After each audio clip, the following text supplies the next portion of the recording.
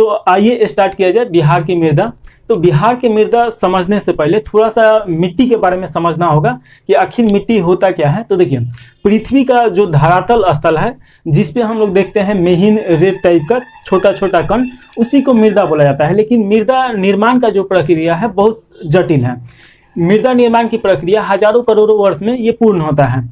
तो आखिर जो मृदा पूर्ण होता है तो इसका जो मटेरियल होता है, पर्वत हो गया, पठार हो गया, ज्वालामुखी जो उसमें से लावा निकलता है, उसके बाद अम्लीय, क्षारीय, उसके बाद देखिए पृथ्वी के ऊपर जितना घास फूस या पेड़ पौधा है या जीव जंतु है, तो ये सभी सड़ गल के जो तत्व प्राप्त होता है वो मृदा में ही तब्दील हो जाता है।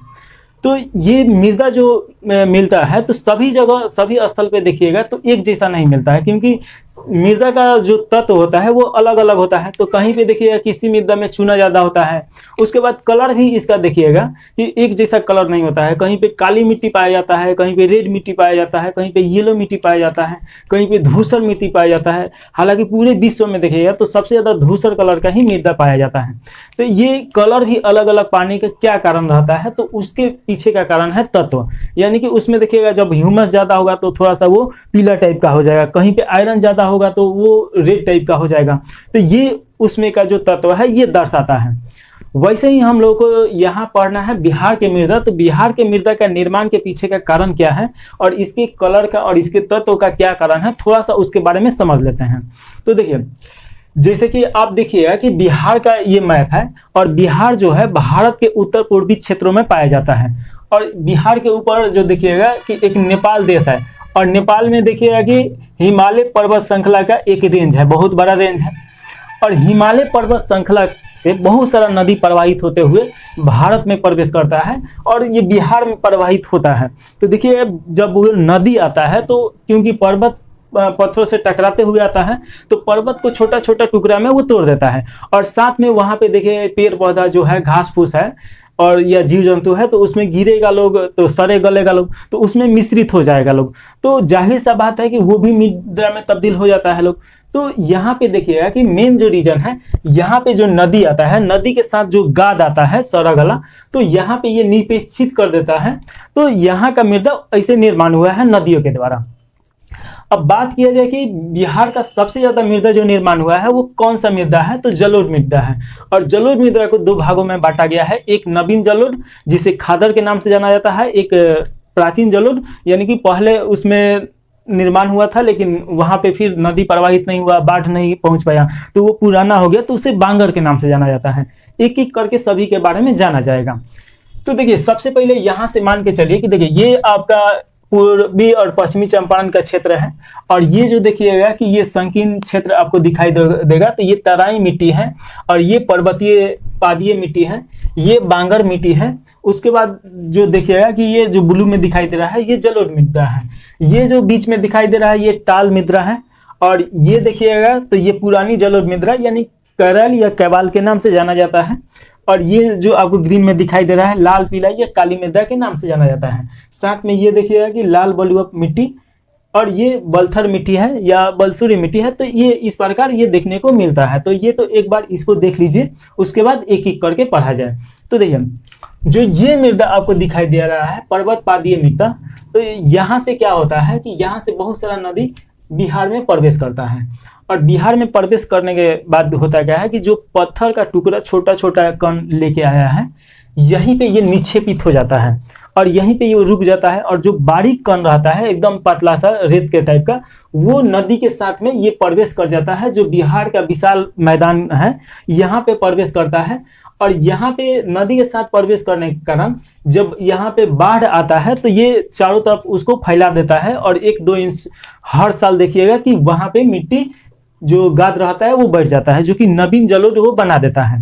तो इस प्रकार देखिएगा कि जलोढ़ मृदा ये बनते रहता है। तो ये सबसे पहले याद करना है कि पर्वत पादीय मिट्टी कहाँ पे है, तो आपको पश्चिम पूर्वी चंपारण के आसपास में मिलेगा। और तराई मृदा का है तो ये एक पट्टी के तहत ये है, ये उत्तर बिहार के साइड में है। उसके बाद ये देखिएगा बांगर मृदा, तो ये यहाँ पे है। और ये देखिएगा कि जो ये खादर मृदा में है यानी कि ये जलोढ़ मृदा है। तो एक चीज और समझिए कि ये जो बिहार का मैप है आपको बीच में से एक नदी प्रवाहित होते हुए दिखाई दे रहा होगा जो कि गंगा नदी है। और गंगा नदी क्या करता है कि बिहार को 2 बराबर भागों में बांट देता है। अब दो बराबर भागों में बांटता है, तो उत्तर का जो मैदान है, उत्तर बिहार का मैदान, तो इसमें देखिएगा कि नवीन जलोढ़ मृदा पाया जाता है। और दक्षिण का जो मैदान है जो कि ब्लू कलर से है, ये पुरानी जलोढ़ मृदा है जिसे बांगर के नाम से जाना जाता है या करेल कवाल के नाम से जाना जाता है। तो इसका निर्माण होने का प्रक्रिया क्या है कि हर साल इधर बाढ़ आता है और नदी में देखिएगा कि बहुत बारहमासी नदी इधर प्रवाहित होता है। इसके तुलना में इधर नदी में पानी कम होता है, तो ये हर साल इधर बाढ़ नहीं आता है। तो इधर का जो जलोढ़ मृदा है ये पुराना हो चुका है, और इधर का जो है ये हर साल बाढ़ आने के कारण जब बाढ़ आता है तो उसमें पानी में रेत बहुत सारा रहता है और वो फैल जाता है, जिससे बाढ़ खत्म होता है, सूखता है। तो यहाँ पे एक लेयर बना देता है कुछ सेंटीमीटर का, 1-2 सेंटीमीटर का, जो कि बहुत ज़्यादा उपजाऊ होता है, जो कि बहुत ज़्यादा उसमें प्राकृतिक तत्व पाया जाता है। तो इसीलिए ये बहुत ज़्यादा उपजाऊ मिट्टी है। अब ये तो हम लोग देख लिए ना, अब थोड़ा सा इसके बैकग्राउंड समझ लिया जाए कि ये जो बिहार का निर्माण हुआ है तो कैसे निर्माण हुआ है। अब यहाँ पे एक समय जो बिहार का अभी प्रेजेंट में मैप देखिएगा, वहाँ पे करोड़ों अरबों वर्ष पहले वहाँ पे तेथिस सागर प्रवाहित हो रहा था, और तेथिस सागर प्रवाहित वहाँ से हो रहा था। तो हुआ ये कि पृथ्वी का जो नीचे का क्लस्टर होता है यानी कि प्लेट वहाँ से खसकता है, और प्लेट के खसकने के कारण जो तेथिस सागर था वो भी यहाँ से खसक जाता है। लेकिन तेथिस सागर तो खसकता है, लेकिन उसका जो गाद रहता है, उसका जो मटेरियल रहता है, उसका बोलेंगे कूड़ा करकट रहता है, तो वो यहीं पे रह जाता है। उसका जो मालवा रहता है, मालवा के कारण क्या होता है कि यहाँ पे एक पर्वत श्रृंखला का निर्माण होता है जिसका नाम है हिमालय पर्वत श्रृंखला। लेकिन हिमालय पर्वत श्रृंखला जब हम लोग पढ़ रहे थे लोग, तो देखे थे लोग कि 4 भागों में बांटा गया है। एक सबसे जो उधर का हिमालय है उसे ट्रांस हिमालय बोला जाता है या पारा हिमालय बोला जाता है। फिर उसके बाद महान हिमालय आता है, उसके बाद महाभारत श्रेणी आता है, और लास्ट में आता है शिवालिक श्रेणी। तो देखिएगा कि जो हिमालय पर्वत का शिवालिक श्रेणी है वही ये बिहार का जो लास्ट है, देखिएगा यहाँ पर्वत पाया जाता है, तो वो हिमालय शिवालिक श्रेणी का ही वो भाग है। और उसी कारण यहाँ से जो मिट्टी देखिएगा थोड़ा सा अलग मिट्टी यहाँ पे मिलता है। अब उसके बाद जब पर्वत और ये बिहार का मैप जब तैयार, मतलब बिहार का जो स्थिति है ये तैयार हो गया, तो वहाँ से नदी बहुत सारा प्रवाहित होना स्टार्ट होता है हिमालय से, और प्रवाहित होकर ये दक्षिण के भारत में आता है और उत्तर भारत में आता है। तो यहाँ पे जो कूड़ा करकट का निक्षेप होता है, तो ये एक प्लेस्टोसेनिक काल में होता है। तो ये आपको याद रखना है कि जो बिहार का मैदानी भाग है ये कब निर्माण हुआ, तो प्लेटोसीन काल में निर्माण हुआ। तो ये आप जरूर याद रखिएगा कि बिहार का मैदान का निर्माण प्लेटोसीन काल में होता है। उसके बाद जो नदी आता है उसी के कारण यहाँ पे जलोढ़ मृदा का निर्माण होता है। तो ये आपको समझ में आ गया होगा। अब इसमें जितना मृदा है वो किस तत्व से बना है, क्योंकि देखिएगा हर मृदा कोई क्षारीय है, कोई लवणीय है, कोई लाल है, कोई पीला है, तो सभी अलग अलग है, क्योंकि वो तत्व के कारण उसका कलर अलग अलग होता है। जैसे मान लीजिए जहाँ पे लोहा पाया जाएगा तो उसका थोड़ा सा मिट्टी का कलर रेड हो जाएगा, तो इस प्रकार ये चेंज होता है इसका कलर भी। तो आइए एक एक करके यहाँ पे देख लिया जाए। तो सबसे पहले तो ये देख लिया जाए कि ये जो हरा में है ये पर्वत पादीय मिट्टी है, ये जो ब्लैक में दिखाई दे रहा है ये तराई का मिट्टी है, ये जो रेड में दिखाई दे रहा है ये बांगर मिट्टी है। उसके बाद बलसूरी मिट्टी भी इसमें आता है। उसके बाद ये देखिए लाल पीला जो काली मिट्टी है ये ग्रीन कलर में है, और ये ब्लू कलर में जो दिखाई दे रहा है ये पुरानी जलोढ़ मृदा है जिसे करेल कवाल के नाम से जाना जाता है। ये जो आपको ब्लैक में दिखाई दे रहा है ये बलथर मिट्टी है, थोड़ा सा ही क्षेत्र में है। ये लाल बलुआ पत्थर देखिएगा तो इसमें कम उपजाऊ आपको दिखाई देगा, मतलब यहाँ पे उपजाऊ नहीं है, कम उपजाऊ है, और ये आपको ब्लैक में दिखाई देगा। एक चीज यहाँ से समझना है कि जो जलोढ़ मृदा है इसका जो मोटाई देखिएगा कि हर जगह बराबर नहीं है। इधर देखिएगा तो लगभग 250 मीटर से लेके 300 मीटर इसका मोटाई मिलता है, लेकिन कहीं कहीं पे देखिएगा जैसे गंगा का ये मैदान है तो गंगा के क्षेत्र में इसका मोटाई ज़्यादा हो जाता है। तो ये भी आपसे क्वेश्चन पूछ सकता है। अब यहाँ पे आप देखिएगा मोकामा हो गया इस साइड में, उसके बाद दरभंगा हो गया, तो वहाँ पे इसका मोटाई दक्षिण बिहार में बढ़ जाता है। लेकिन उत्तर बिहार का जब बात किया जाए तो उत्तर बिहार में इसका मोटाई बहुत ज़्यादा हो जाता है। सारण डिस्ट्रिक्ट हो गया, पटना डिस्ट्रिक्ट हो गया, मुजफ्फरपुर डिस्ट्रिक्ट हो गया, तो ये जो आपको संकीर्ण यहाँ से यहाँ तक दिखाई देगा, इसका जो मोटाई है कहीं कहीं पे 1000 मीटर से लेके 250 मीटर तक चल जाता है। तो ये आपको याद रखना है कि सबसे ज़्यादा जो जलोढ़ मृदा का जो मोटाई है वो किस क्षेत्र में पाया जाता है, तो सारण, मुजफ्फरपुर और पटना का जो क्षेत्र है, आप देखिएगा कि गंगा नदी के ये बैंक पे ही तीनों डिस्ट्रिक्ट दिखाई देता है। तो यहाँ का इसका मोटाई सबसे ज़्यादा है। और सबसे कम इसका मोटाई का बात किया जाए तो इधर का जो क्षेत्र है, कैमूर का क्षेत्र हो गया, उसके आसपास में इसका मोटाई लगभग 150-200 मीटर के आसपास रह जाता है, क्योंकि ये पर्वत क्षेत्र पड़ जाता है। उसके बाद ये झारखंड का जो रूढ़ क्षेत्र है, नागपुर का क्षेत्र है, ये इधर थोड़ा उसका भी मिलता है।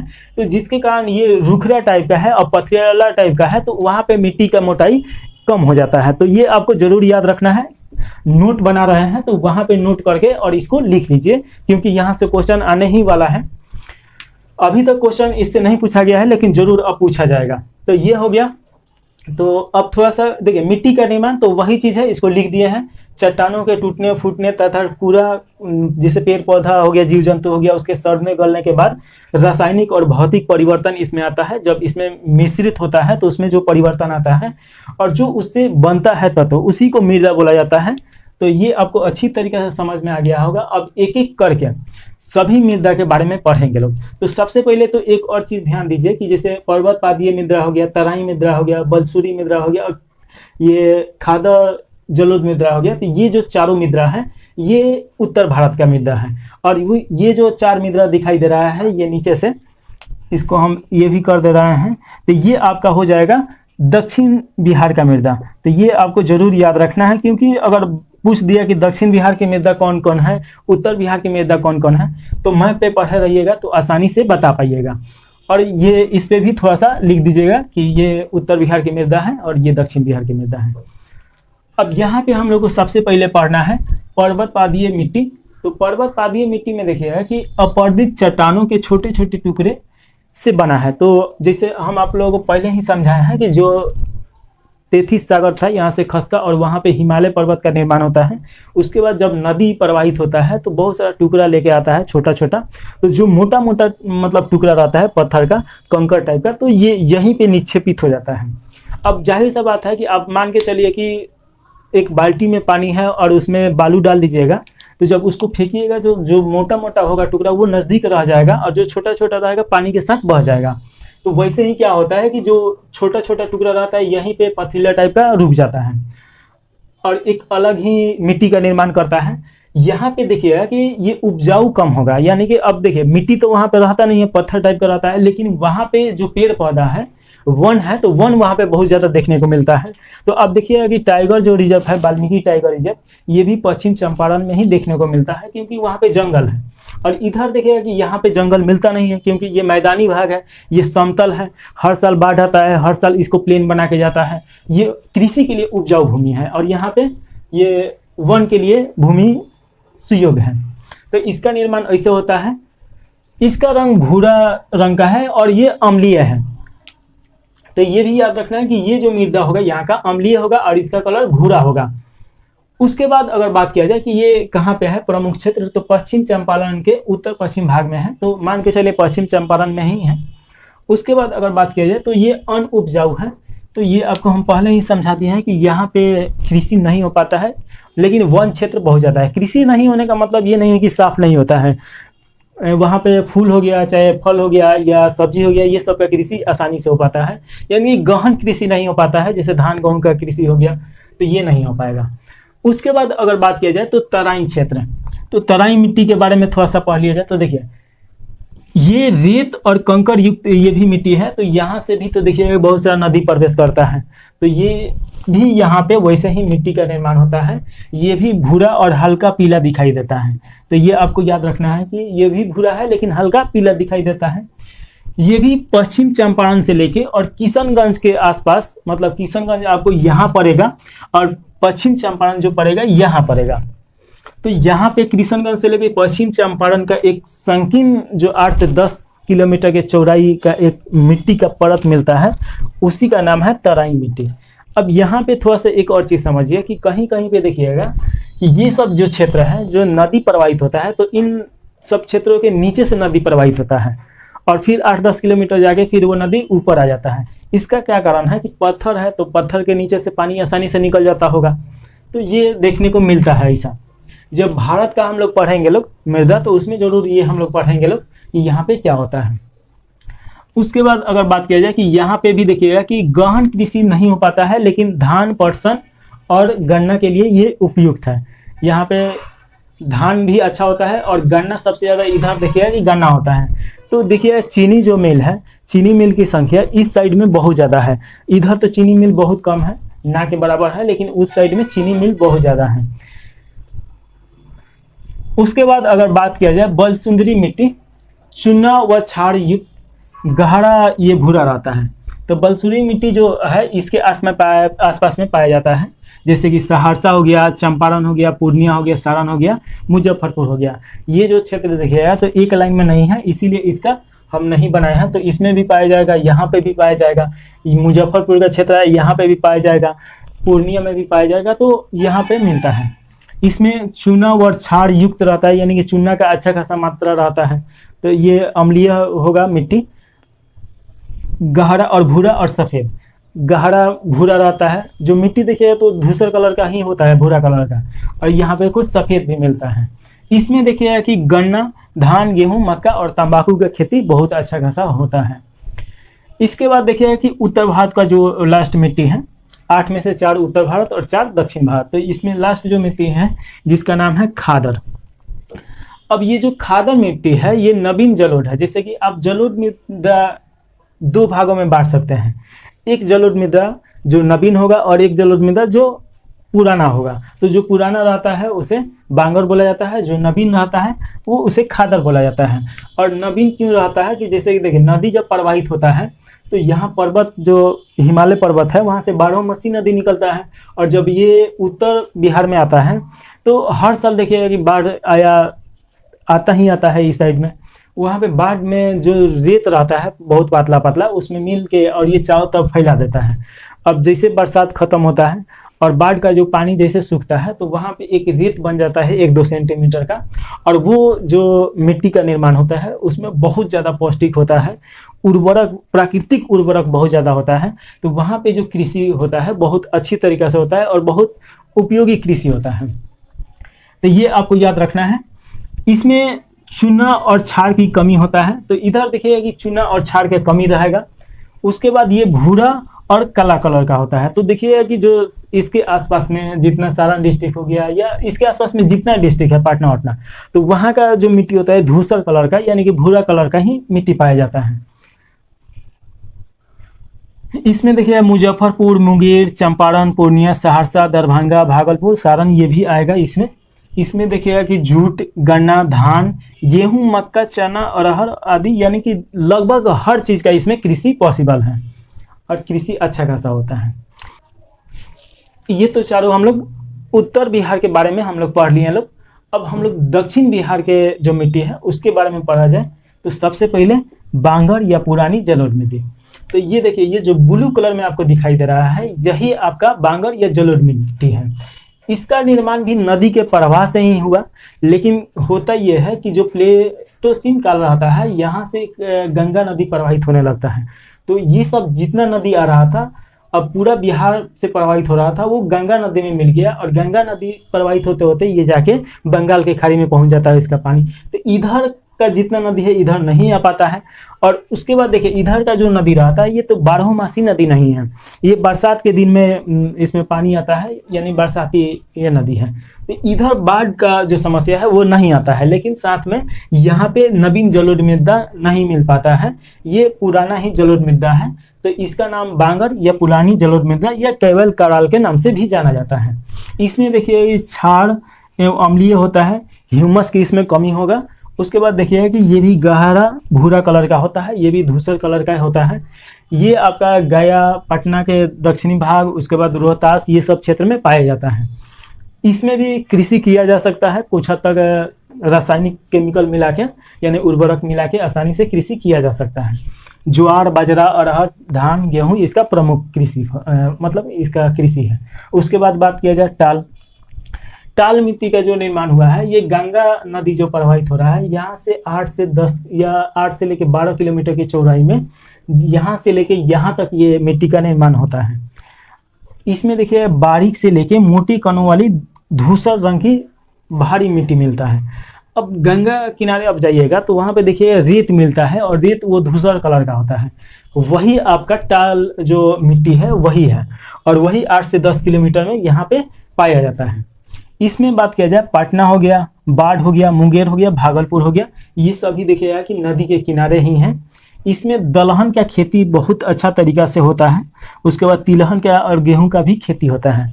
इसमें एक चीज़ और देखिएगा कि यहाँ पे जैसे केला हो गया, लीची हो गया, इसका खेती भी बहुत अच्छी तरीका से हो पाता है। तो अब जब भी आप इसके बगल से कभी गुजर रहे होंगे तो देखिए केला का खेती और लीची की खेती इधर बहुत सारा होता है। इसका कारण क्या है, ये टाल मिट्टी ही है।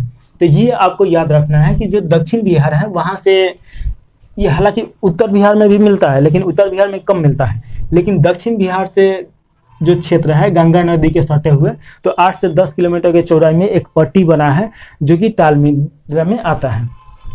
उसके बाद हम लोग बात करें बलथर मिट्टी, जो कि लाल और बलुई मिट्टी होता है। इसमें देखिए रेत और कंकड़ युक्त होता है, और ये अम्लीय होता है, और अम्लीय होने के ही कारण ये पीला एवं लाल रंग का दिखाई देता है। अगर ये बात किया जाए कि ये कहाँ पे है, तो ये कैमूर के क्षेत्र में है। तो ये आपको दिखाई देगा, ये जो कैमूर का क्षेत्र है तो यहाँ पे दिखाई देगा। ये कम उपजाऊ होता है, लेकिन ये कृषि नहीं हो पाता है, लेकिन यहाँ पे जंगल बहुत ज़्यादा है।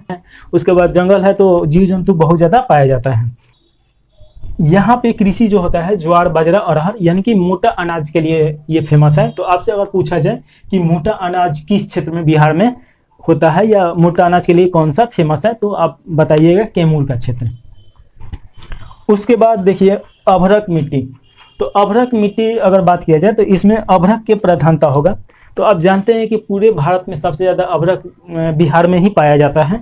उसके बाद अगर बात किया जाए कि नवादा जिले के रजौली प्रखंड, तो जो ये बलथर आपका दिखाई दे रहा है इसी को अभ्रक मिट्टी के नाम से भी जाना जाता है।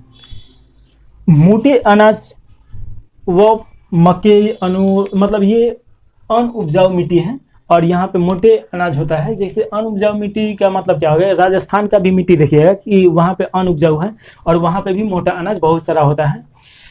तो यहाँ पे भी देखिए बाजरा हो गया, मकई हो गया, ये सब का कृषि यहाँ पे अच्छा खासा होता है। तो इस प्रकार हम लोग मिट्टी के बारे में पढ़ लिए। इसका आप लोग शॉर्ट नोट्स बना के रखिए, क्योंकि रिवीजन करना होगा लास्ट में जब 15 दिन एग्जाम बचेगा। तो उस समय वीडियो कोई काम नहीं आता है, ना कोई किताब काम आता है। तो आपके पास जो नोट्स रहता है वही काम आता है, और तभी एग्जाम निकल पाएगा आसानी से। तो इस प्रकार ये मृदा का जो चैप्टर है यहीं पे समाप्त होता है। इससे हम आप एक क्वेश्चन पूछ रहे हैं संबंधित, जो आप बताइएगा कमेंट बॉक्स में। आपका क्वेश्चन है कि बिहार का ऐसा कौन सा क्षेत्र है जहाँ पे मोटे अनाज के लिए बहुत ज़्यादा फेमस है, इसका आंसर बताइए। इस प्रकार समाप्त कर दिया जाए वीडियो। जय हिंद।